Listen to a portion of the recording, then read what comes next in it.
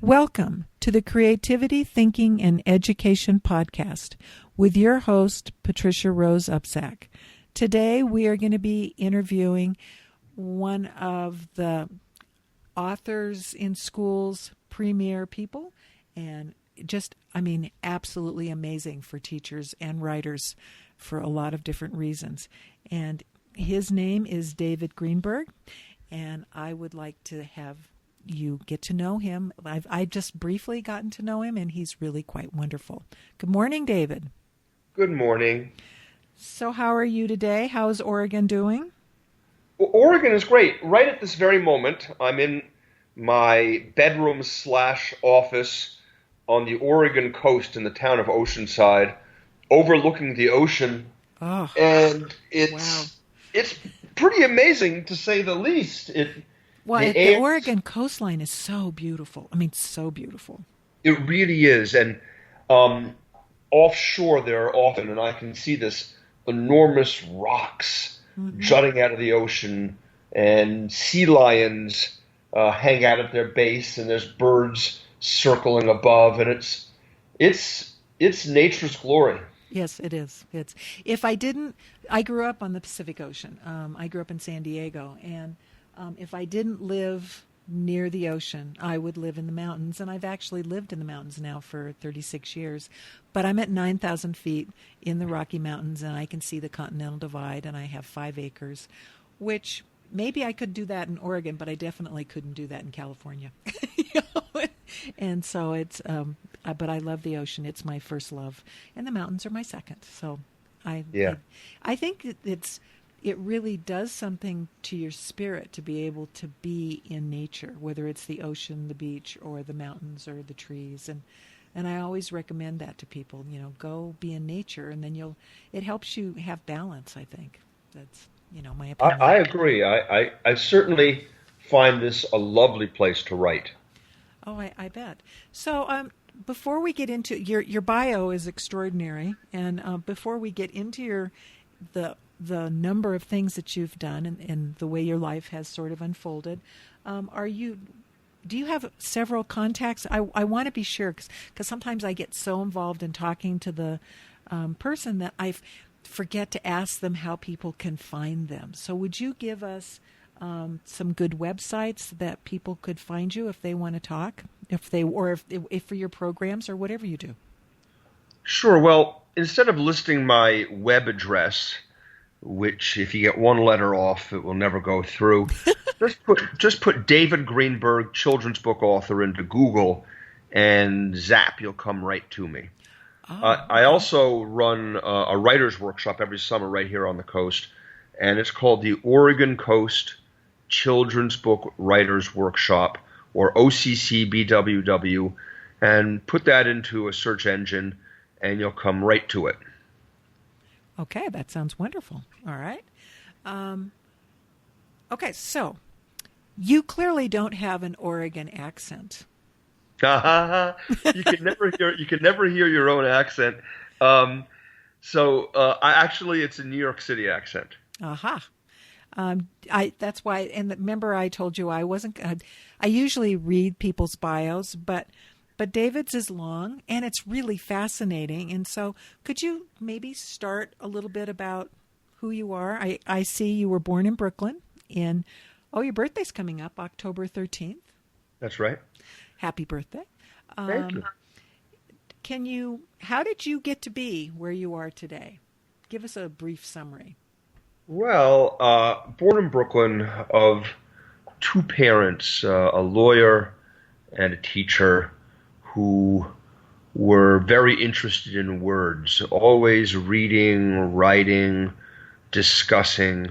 And so, like many of my colleagues, I was really raised in a bowl of alphabet soup. And that powerfully influenced me. I read with hunger as a child, read everything, and if there was nothing to read, I'd read the backs of cereal boxes or the car manual in the glove box, just to be reading. And then, like many many a writer that at a certain age tilted into writing. Right. And I went from New York to Portland, Oregon, to a place called Reed College, where I majored in religion as part of a liberal arts program. That was my major. But in fact, my great passion was writing poetry. I had no ambition or thought, it never crossed my mind that it could lead to a career. I just liked writing poetry. And I suppose I was influenced very much by the fact my father read me poetry when I was a kid. He loved Rudyard Kipling. And that wonderfully metered, brilliantly rhymed poetry was in the back of my mind as I wrote. And in a way, all my poetry channels Rudyard Kipling, intricate meter patterns, unexpected, delightful rhymes, telling a story. And so I started writing, no thought of becoming a professional. But as cliched as it may seem, I would share my writing with my mother, and she would encourage me. Uh-huh. And though I suppose she would have encouraged me regardless of my writing quality, it heartened me, and I kept at it. I got out of school, and I had this ridiculous notion, well, I'm going to become a poet. I had no idea that was a foolish ambition, that you were sort of basically saying I shall become impoverished. But I went at it, and my first book was published by Little Brown and Company at age 28, and my career, in effect, took off from there, writing poetry books and now one novel. And many schools around the United States and around the world, in fact, invite me to speak. Wonderful.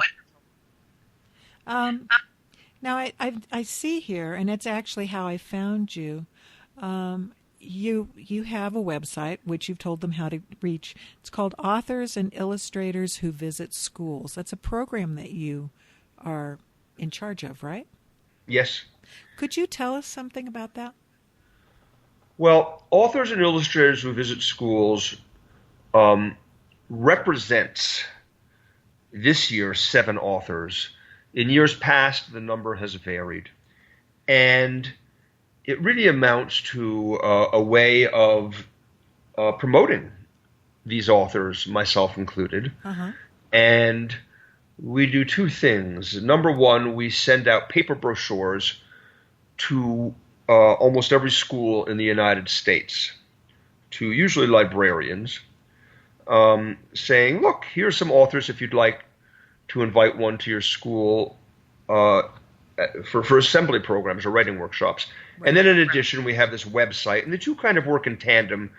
The printed brochure helps to bring potential customers to the website where the information is more substantial, and there's all sorts of wonderful graphics.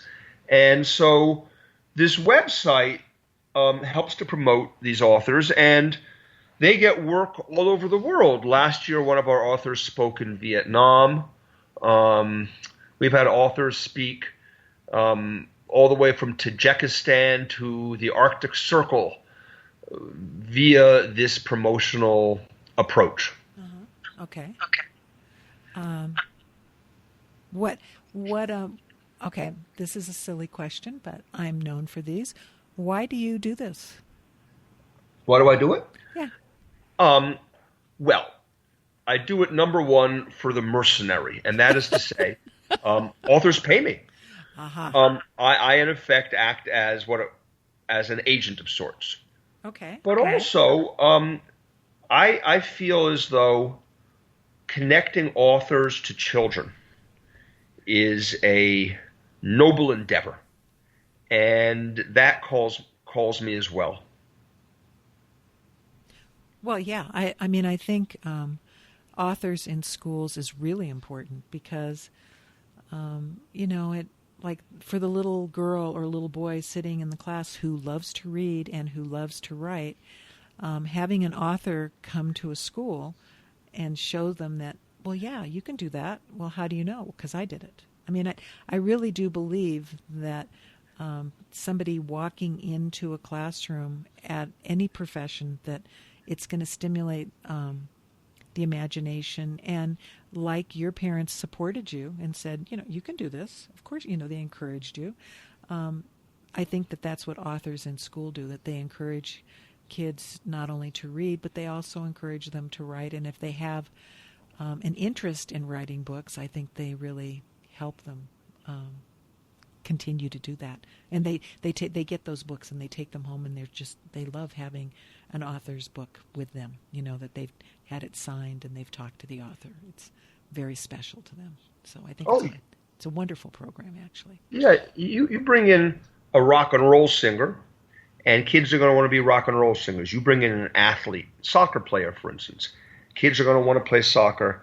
And likewise, you bring in an author, and kids who had never, ever considered becoming an author go, now, I could do that. This is great. Exactly, yeah. This is a job for me. Yeah, exactly.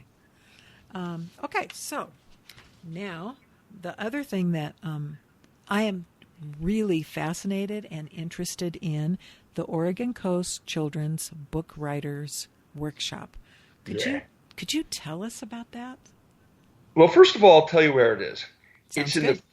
It's in the coolest town in Oregon, Oceanside, Oregon. Isn't that where you live? It's where I live. It's where I am at this instant, overlooking the ocean and a stunning view. Oceanside is unique because, unlike many coast towns that are like beads upon the necklace of Highway 101 that goes north-south along the Oregon coast, and since it's a major thoroughfare, are just encrusted with souvenir shops and schlock. Oceanside is at the end of a 10-mile cul-de-sac. It's very tough to get to. Oh. And it's like Oregon of yesteryear. It's sparsely populated. There's almost no commerce because not only is it far from the main road, but the town really amounts to a little mountain.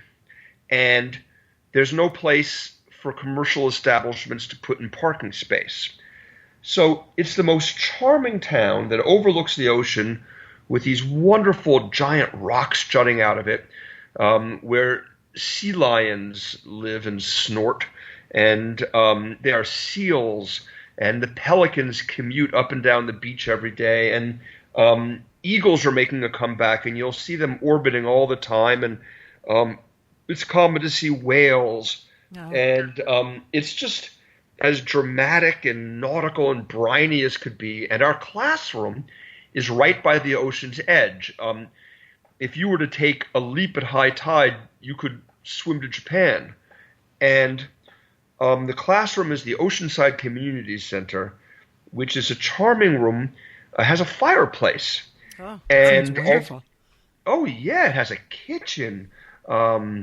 It has 2 restrooms, and only recently did they take down, and I'm sorry they did this, all the stuffed animal heads, which I understand are disturbing in one way, but on the other hand, it was very authentic. Right. And so they're taking it down, and what we do is once a week in the summer, next summer it will be July 10 through 14, we gather, and we have about 50 students usually, from all over the United States and actually all over the world. And I bring in instructors, and usually the mix is 5 children's book authors representing picture books, nonfiction, middle grade novels, YA novels, and 2 children's book editors from major houses and 1 children's book agent. And we gather, and every day consists of the following.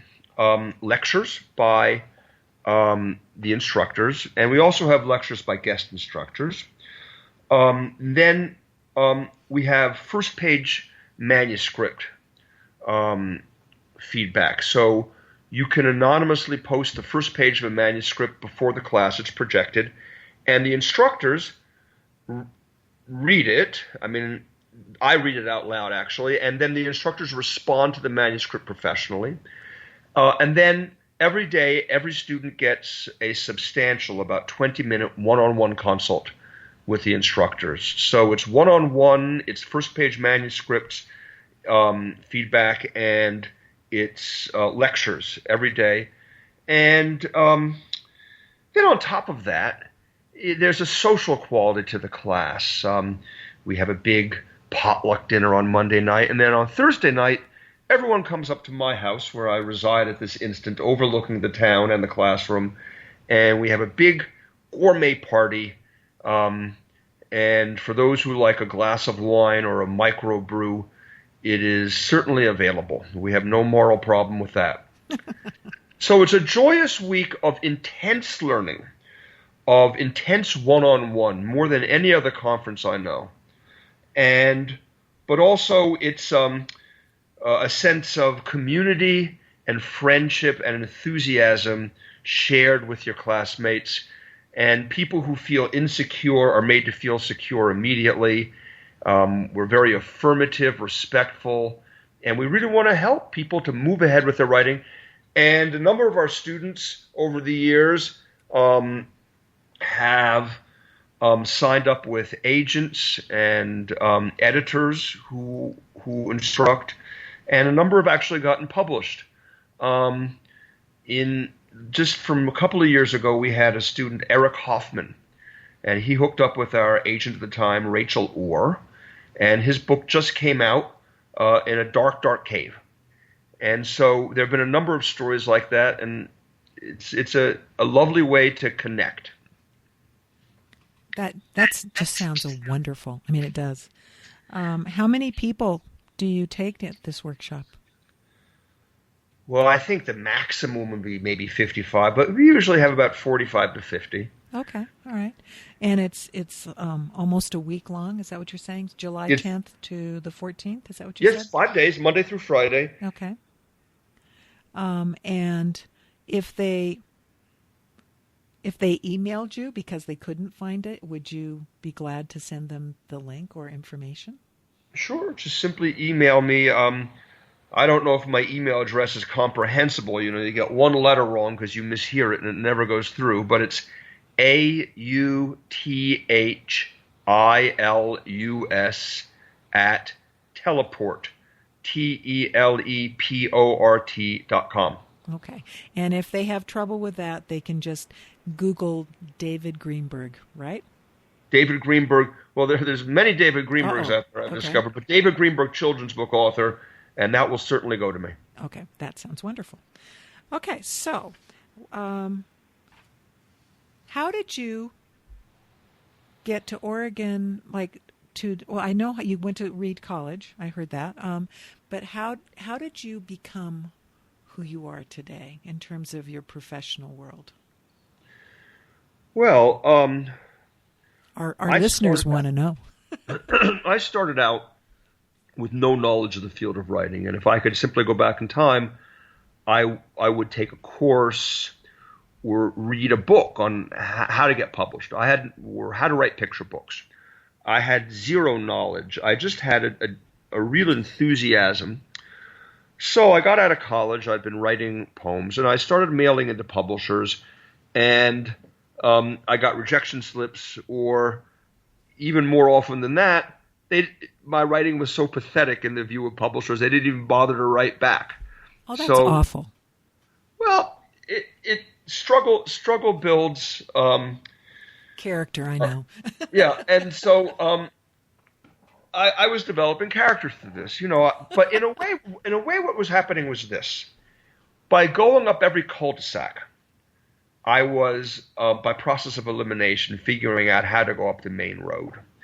And so slowly I started pulling together the knowledge that most of your listeners probably already have of the profile of a picture book, a word count, page count, the nature of a picture book.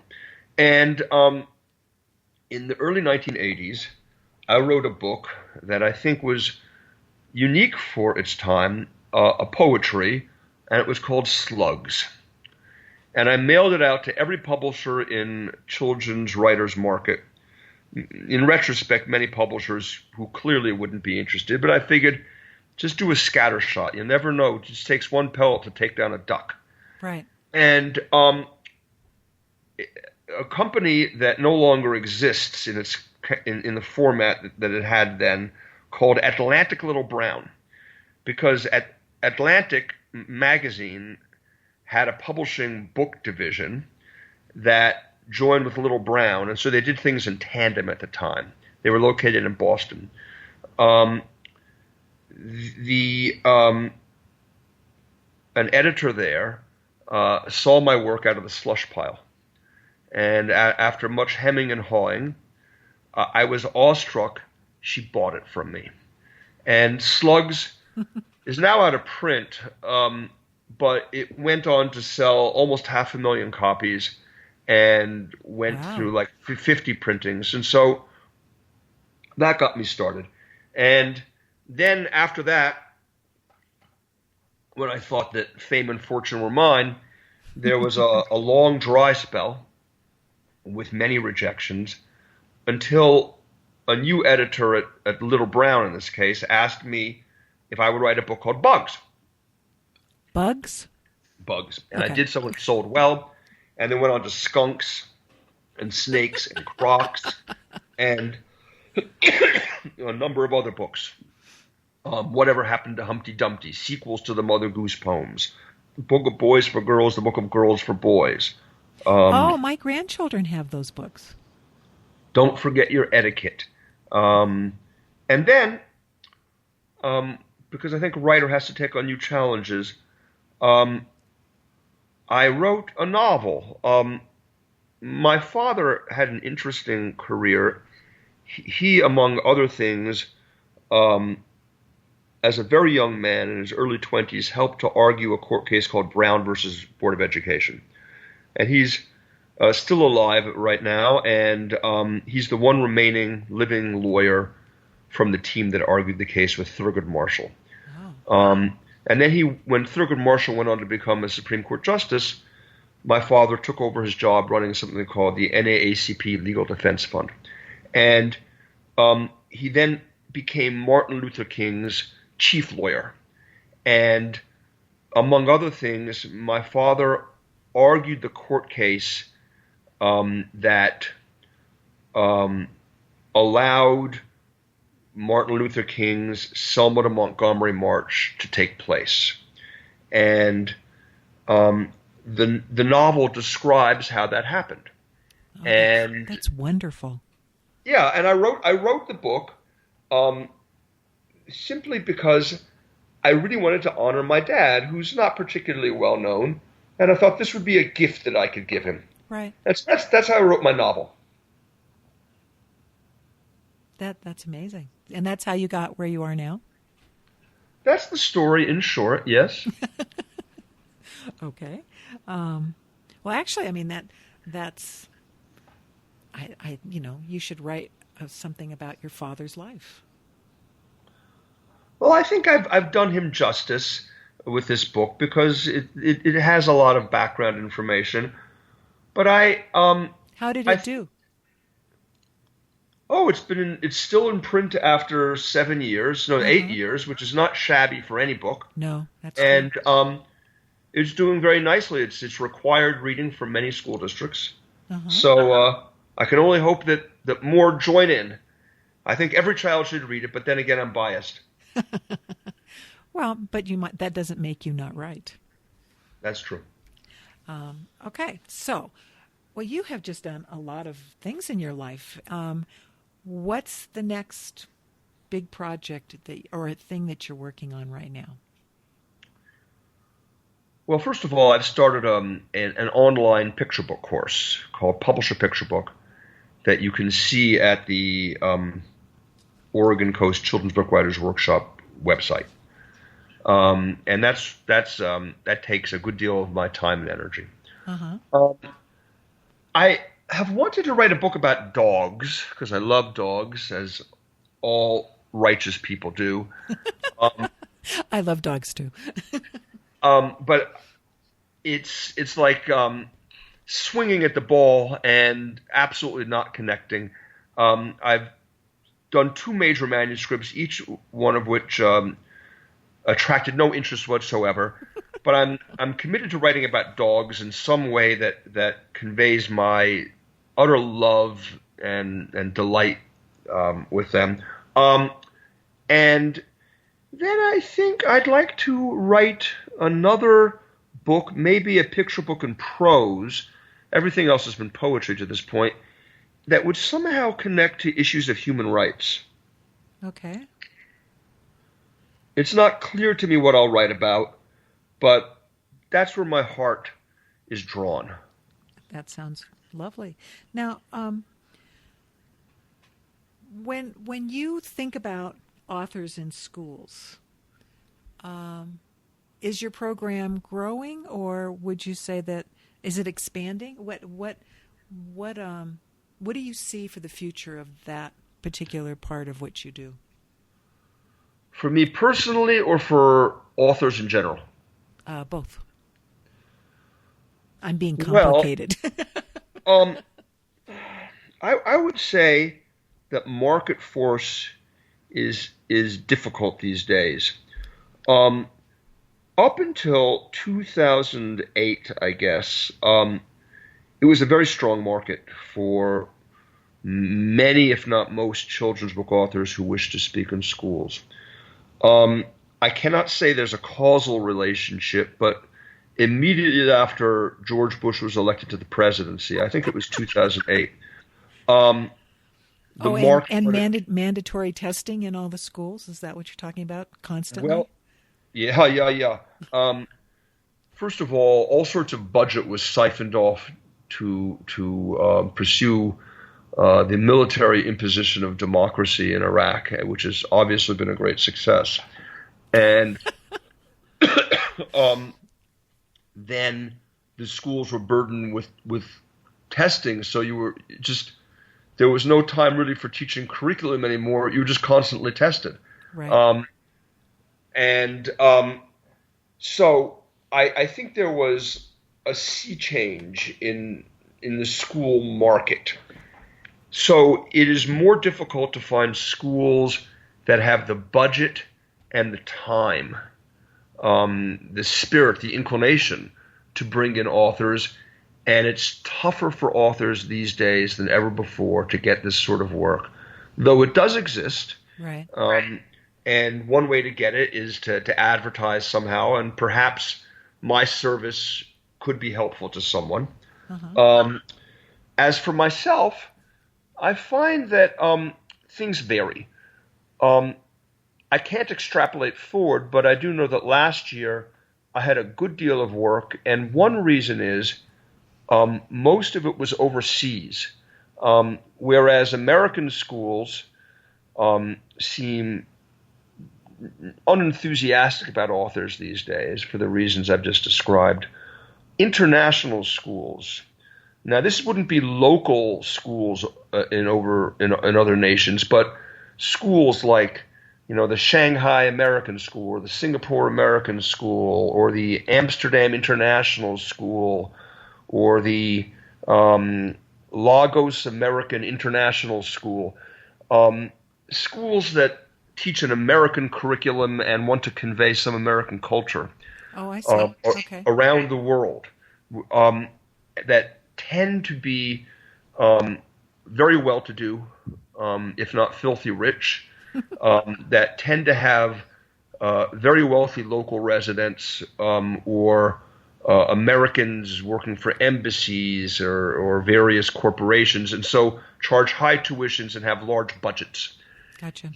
These schools do hire authors fairly regularly, and if you can promote yourself to them, convince them that you're a good investment, you can sometimes get work at them. And so, at least last year, and for certainly the last 15 years, I've done a fair amount of my work at schools like these, and it's a lot of fun. Right. You travel off to interesting places.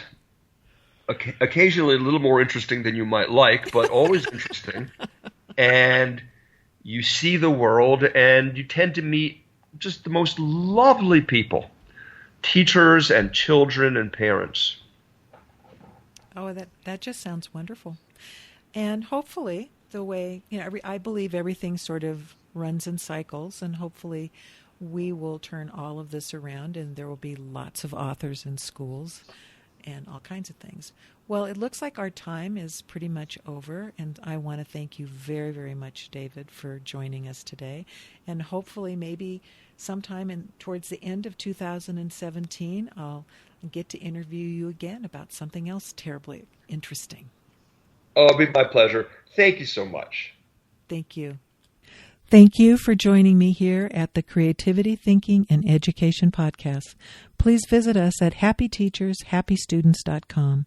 And if you find value in this podcast and the message that we are trying to spread, then click the subscribe button and give my show a review, hopefully a good one. I am so excited to be able to share the timeless awareness of all of these amazing and interesting guests. We'll talk to you again next week.